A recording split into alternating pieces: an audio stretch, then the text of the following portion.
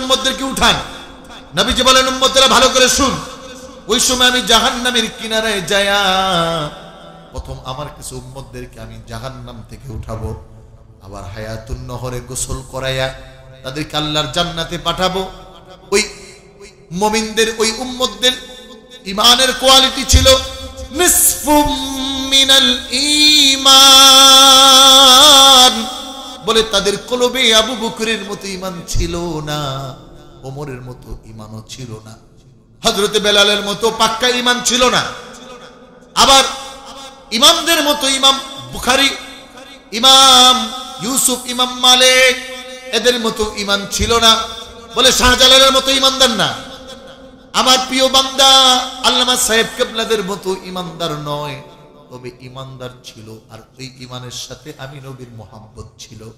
ঈমানটা ছিল অর্ধেক, মাঝে মাঝে ভালো কাজ করছে, আবার ভুল হয়ে গেছে, আবার ফিরে আইছে, আবার গেছে ভুলে, আবার ফিরে আসছে।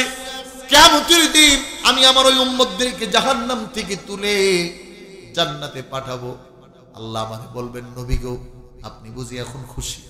আল্লাহর হাবিব বলেন, আমার রবের ডাকে সাড়া দিয়ে আমি বলবো, মালিক আমি খুশি, তবে আমার আরো কিছু উম্মত জাহান্নামে আছে। আল্লাহ বলবেন, হাবিব আপনি উঠান।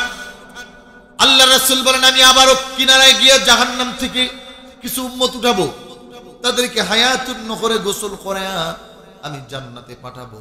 এই উম্মতদের কোয়ালিটি অর্ধেকও ঈমান ছিল না, কিন্তু যে ঈমানটাই ছিল এটার সাথে আমার মোহাব্বত ছিল।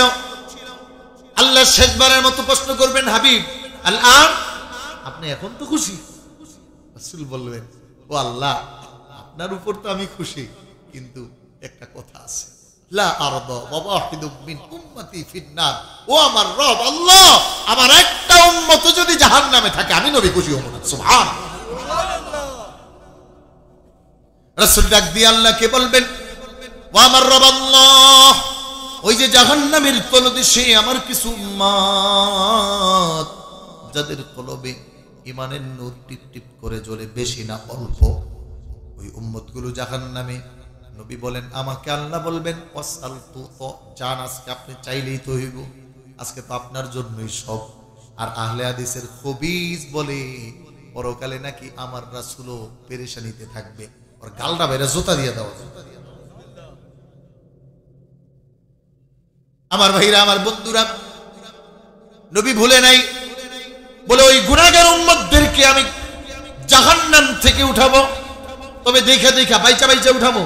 এইটা এইটা এইটা, আসো আসো, ও করিম শরীফ আসো।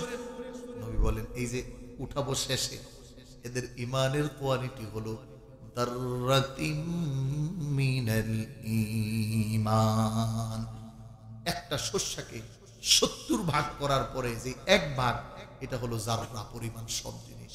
এতটুকু ঈমানও যদি রাসূলের মোহাব্বত নিয়ে থাকে, নবী বলেন, আমি নিজে জাহান্নাম থেকে উঠাইয়া হায়াতুন নহরে গোসল করাইয়া করাইয়া আমি আমার সাথে জান্নাতের মধ্যে ঢুকাইয়া দেব। বলেন আল্লাহু আকবার।